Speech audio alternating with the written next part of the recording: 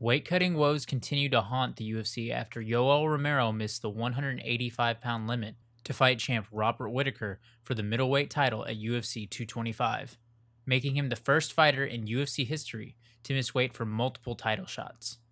Romero initially stepped on the cage in Chicago at 186 pounds, which would be good enough for a non-title fight, but 1 pound over for a championship match. We'd like to say this is a big surprise, but Yoel Romero missed weight for an interim middleweight title fight at UFC 221 just 4 months prior. In that case, Romero stepped off the plane in Australia and weighed in at 187.7 pounds. The UFC downplayed the weigh-in failure because he was a late replacement for champion Robert Whittaker, and the fight went forward with Romero ineligible to win the belt. He still won, knocking out Luke Rockhold in the 3rd round. Now the UFC is learning why letting a fighter that missed weight compete for the belt is a bad idea.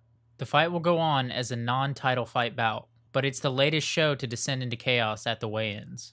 This is just another sign that something is seriously wrong with weight cutting in the UFC.